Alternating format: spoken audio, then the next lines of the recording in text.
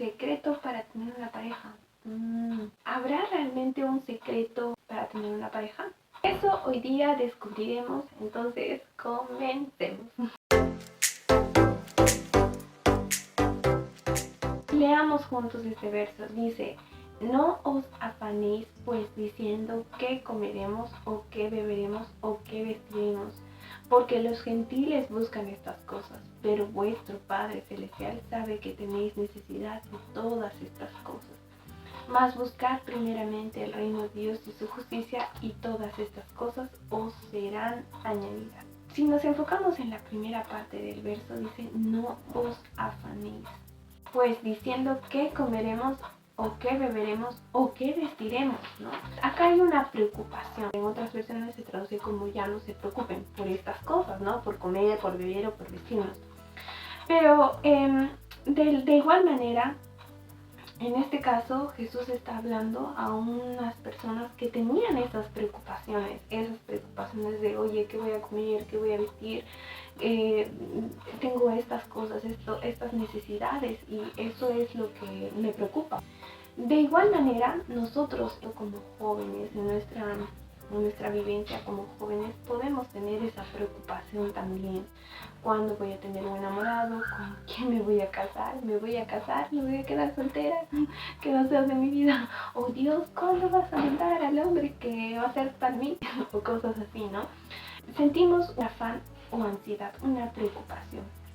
Y si es que nosotros leemos a fondo, estudiamos más a fondo la palabra afán, proviene del griego, que significa tener una mente dividida entre pensamientos legítimos y no. Es decir, es preocuparse, tener inquietud, intranquilidad por un futuro desconocido e incontrolable. Es decir, mi mente, cuando yo estoy afanada, está dividida entre pensamientos que no son reales y pensamientos que son reales. Eso significa afán. Entonces, eso es, acá estas personas están preocupándose por eso, ¿no? Un futuro que no es controlable, un futuro que solo Dios lo controla. No tiene sentido que nosotros nos preocupemos por las cosas que podemos controlar, porque si podemos controlarlas, entonces no tiene sentido que nosotros nos estemos afanando por eso, porque tú lo puedes controlar. De igual manera, no tiene sentido que nosotros nos preocupemos por las cosas que no podemos controlar, porque si yo no puedo controlar, no está en mis manos solucionarlo, entonces no tiene sentido tampoco afanarme, ¿no? No te preocupes, en este caso, ¿no? Afán, que viene del griego, no te preocupes, no tengas esos pensamientos de cosas que no están pasando o que están pasando, esa división de pensamientos, ¿no? De tener esa inquietud, esa intranquilidad por un futuro desconocido e incontrolable. Eso es prácticamente lo que está diciendo en esta parte del verso, ¿no? Y esto no quiere decir que Jesús no nos esté diciendo: oye, no planeemos, no pensemos en el mañana, porque en realidad algo que nos enseña Jesús en su vida, nuestro Señor Jesús en su vida, es que Él planeó su ministerio después de su muerte y crucifixión.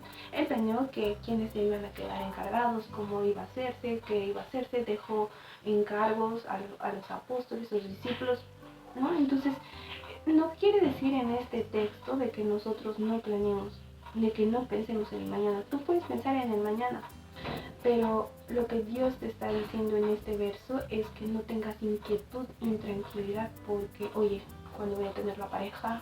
¿Quién va a ser? Ese sentimiento de por tener una pareja. A eso es a lo que se refiere con esto de afanarse. Y acá también es interesante hacer una aclaración de que tampoco no afanarse no significa que no estemos interesados por nada. Es decir, no estés interesado por tener una pareja. Eso no quiere decir que tú no te afanes. Tú puedes interesarte, pero la idea es que no te inquietes, ni tampoco de que estés como que o desesperado, ¿no? De que, ay, quiero buscar pareja por aquí, por allá. Cosas que hacen. Entonces, no debemos de preocuparnos por cosas que no controlamos del futuro. Si queremos una pareja, o si vamos a tener una pareja o no, es algo que ya no está en nuestras manos, sino está en las manos de Dios.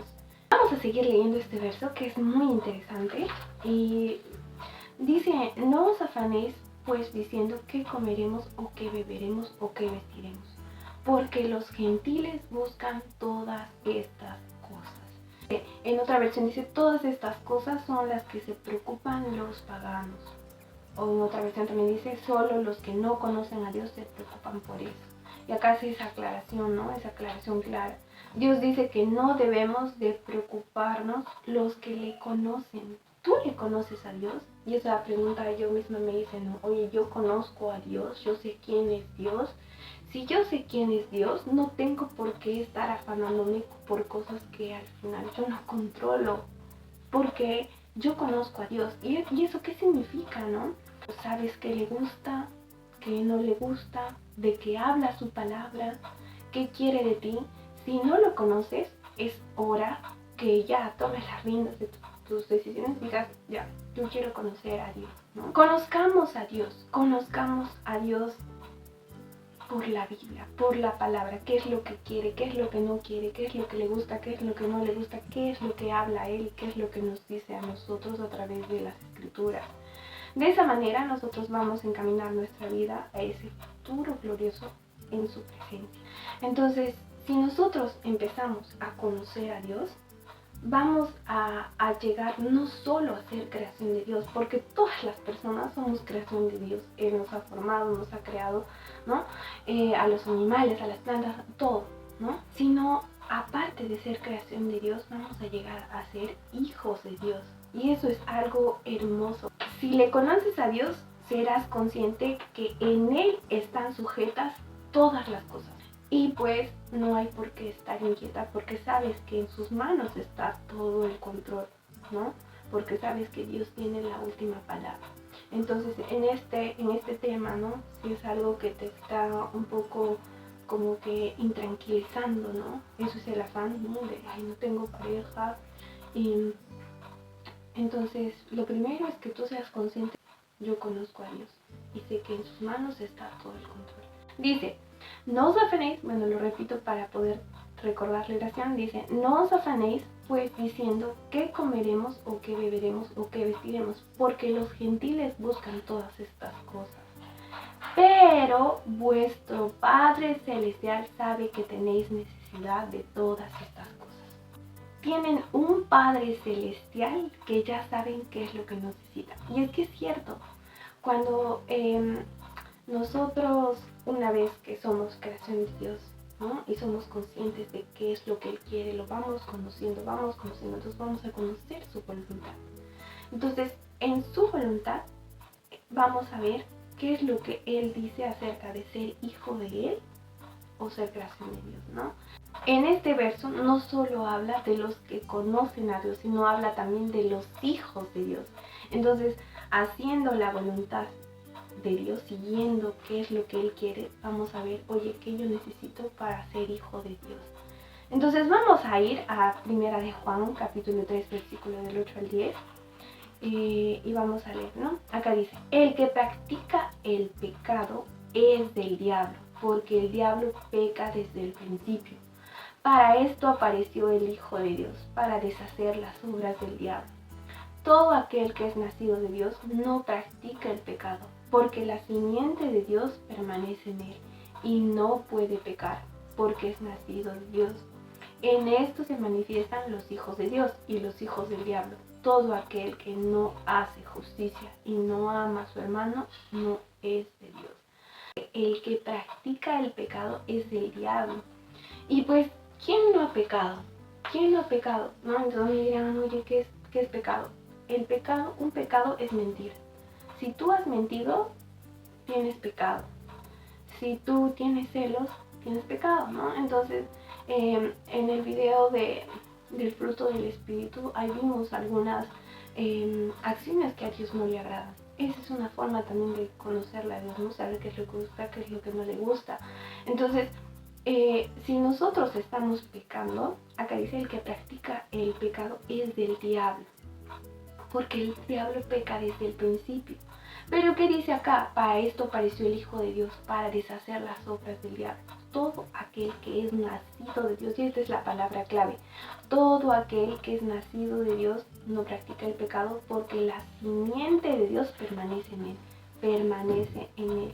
Entonces, nosotros necesitamos nacer de Dios, ¿no? Para que seamos simiente de Dios y permanezcamos en él. Eso es lo que dicen las escrituras. Dice, en esto se manifiestan los hijos de Dios y los hijos del diablo. Todo aquel que no hace justicia y no ama a su hermano no es de Dios.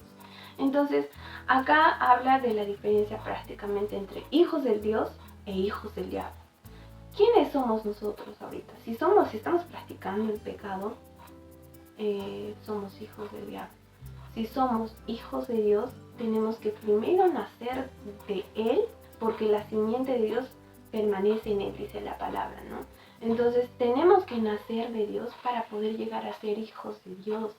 Entonces, es en efecto, nosotros una vez naciendo espiritualmente, vamos a pecar, vamos a cometer algunos pecados involuntariamente, pero ya has obedecido al Evangelio de Dios, ya has nacido de Dios. Y en 1 de Juan capítulo 1, 6 al 7 dice, pero si andamos en luz como Él está en luz, tenemos comunión unos con otros y la sangre de Jesucristo su Hijo nos limpia de todo pecado. Cuando nosotros nacemos de Dios, la sangre de Jesucristo nos limpia de todo pecado porque ya somos hijos de Dios. Pero siendo creación de Dios, no podemos contar con ello todavía porque no hemos nacido de Dios, no hemos nacido de ese nacimiento espiritual que Él nos pide. Entonces, es un poco duro como habla con estas diferencias, ¿no? De ser hijos de Dios e hijos del diablo, pero el pecado nos condena a muerte. Pero solo naciendo de Dios podemos llegar a ser hijos de Dios. Acá en este verso, por eso es muy interesante estudiar a fondo la Biblia, porque ahí tú te das cuenta de que todas las aclaraciones que hace Dios están en su palabra, ¿no? Es muy, muy interesante. Y acá dice, si tú ya estás en el conocimiento de la verdad, en el conocimiento de Dios, estás andando por ese camino, entonces conoce el Evangelio de Jesucristo y pues toma la decisión de entregar tu vida a Cristo. Entregar tu vida a Cristo y proceder al nacimiento espiritual. Eso es lo que, bueno, te animo a ti, jovencita, que eso es lo primero que pues, lo primero que tenemos que hacer si queremos ser hijos de Dios. ¿Y por qué tanto les hablo acerca de que hijo de Dios? Oye, ¿qué tiene que ver con el tema, no? Porque una vez que tú seas hijo de Dios, vas a tener el respaldo de Dios Padre en tu vida, con su ayuda y su cuidado en esta vida terrenal. Es por eso que es muy importante y es lo primero que nosotros debemos de priorizar, nuestra vida espiritual. Si nosotros leemos en Mateo 5:45 dice, para que seáis hijos de vuestro Padre que está en los cielos, que hace salir su sol sobre malos y buenos y que hace llover sobre justos e injustos. En efecto, Dios cuida a toda su creación. Es por eso que vemos el sol que sale y alumbra a todos. Es por eso que vemos que la lluvia cae. Y acá en el verso dice que hace salir su sol sobre malos y buenos y hace llover sobre justos e injustos. Entonces Dios tiene cuidado de su creación, pero cuando tú vienes a ser hijo de Dios, tiene aún un cuidado como un padre. Como un padre, tú tienes a tu padre y está velando por su hijo, por su cuidado, por qué es lo que te pasa, qué es lo que no. Tiene un cuidado más cercano, porque es padre. Todo que procede y acepta el Evangelio de Jesucristo en su vida, nace de Dios, es ahí donde pertenece a esta familia espiritual, a esta familia de Dios, ¿no? Y viene a ser hijo de Dios. Entonces es muy interesante porque en este verso, la primera sección de todo el versículo habla acerca de estas cosas, de que Dios controla el futuro. Y nosotros no tenemos por qué estar preocupándonos porque somos hijos de Dios.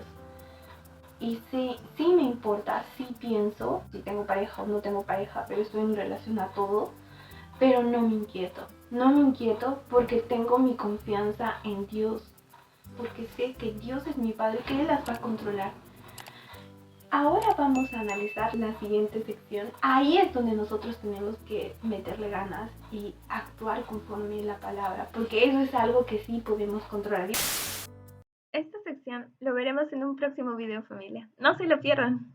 Y pues nada, familia, que Dios los bendiga mucho. Nos vemos en el siguiente video. Chao.